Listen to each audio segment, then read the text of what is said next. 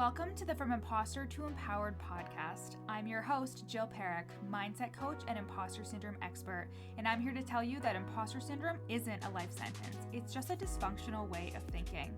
If you feel like your ideas are unoriginal, that your message isn't necessary or important, or like you're a complete and total fraud, then you've come to the right place.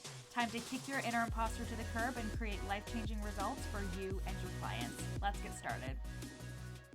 Welcome back to the From Imposter to Empowered podcast. I'm your host, Jill Perrick, business mindset coach and imposter syndrome expert. We're diving right into it today because today is actually going to be a shorter episode.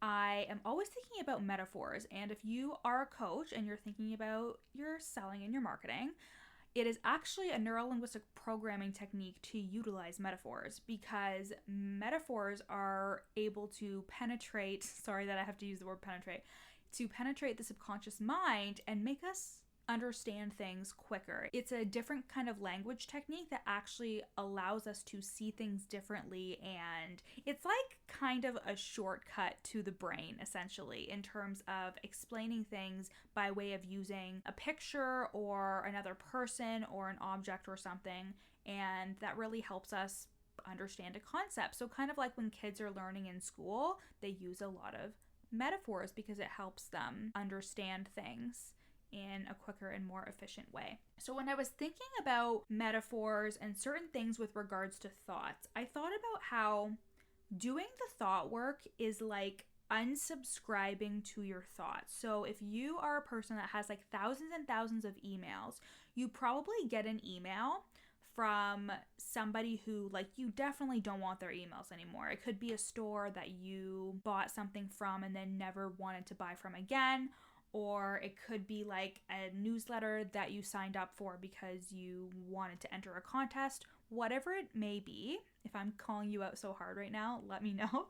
But you might consistently be getting these emails to your inbox, and you're probably just deleting them. You're probably swiping and deleting them.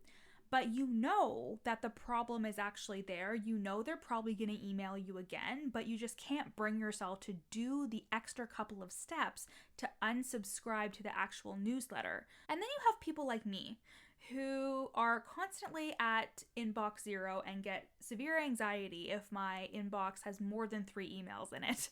I have a meticulously clean email inbox, and I used to subscribe to all the things, and I would get constant things telling me to buy this and buy that and join this newsletter and everything until I decided, like, you know what? I'm just going to take the extra step each time and just unsubscribe so I actually don't get the emails anymore. And I want you to look at thought work as a similar type of thing in terms of when you are doing this work, when you are choosing to change the way that you're thinking to shift your belief system, you are actually unsubscribing to your thoughts instead of just deleting them. And what I mean by that is it's better in the long run for you to decide why these thoughts don't serve you instead of just ignoring them and just deciding, I'm not going to think this anymore. When some people come to work with me, they're kind of just like, okay, so how do I stop thinking this way?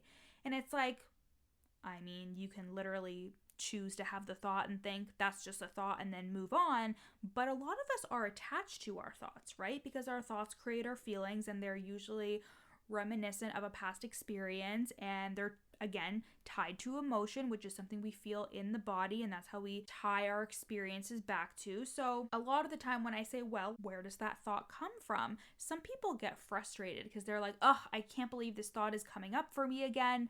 But it's usually because it's tied to a past experience or tied to a secondary gain, which is like your brain trying to keep you safe in terms of holding on to a thought or belief. Like, we really look into secondary gain in all of my coaching programs, because secondary gain is when you're attached to a belief or a thought because it's serving you in some way.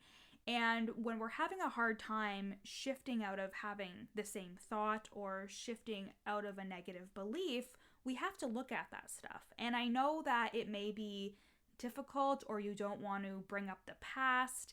And I always like to look at the past as like, we look at it for objective analysis. We don't look at it to get stuck back in it. We just look at it to see what evidence was there. And that's what we do with neuro-linguistic programming. It's like we look at the past from a different perspective instead of like feeling all the negative emotions and everything attached to it. And that helps us release it. But instead of just ignoring the thoughts and being like, I'm just gonna think this thought, but when it comes up, I'm just gonna like waft it to the side. If that begins to become your norm, if that is happening so often that you constantly have these thoughts coming up and there's a lot of them, it may be worth it to go and do a deep dive or go and even just look at, where is this thought coming from?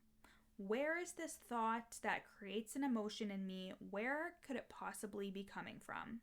And that is how you unsubscribe, because when you unsubscribe, yeah, you may get another email with regards to like a different topic, like, you know, how they have some of those newsletters where you opt out of things that are just extra stuff like promotions and stuff, but you opt in to receive the important information. Then when things come up, you know that it's important. You know, if a belief or a thought is constantly coming up again, you know it's important, it needs to be looked at. Instead of just ignoring the fact that you're having these thoughts and your feelings, which is what a lot of people want to do, is they just kind of want to like skate past because they don't want to do the inner work, then it's still going to come up for you. It's still going to become a problem. It's still going to come up for you.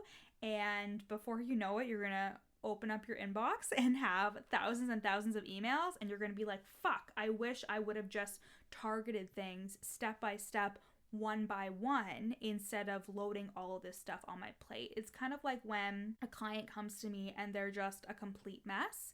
They're having emotional problems and they have all these limiting beliefs and they're having a really hard time showing up. It used to panic me in the beginning. It used to really stress me out because I used to be like, fuck, I really have to help this person. Like, and if I don't help them within these 90 minutes or within these 10 sessions, like, oh my God, they're going to be so pissed, whatever. But now, because I have a lot more skills, a lot more experience, I know it's just a result of them just deleting their emails. Just deleting the emails and not actually doing the active work to unsubscribe. Maybe you were told that emotions were not allowed, or that was the message you got from your childhood and therefore you pushed everything down.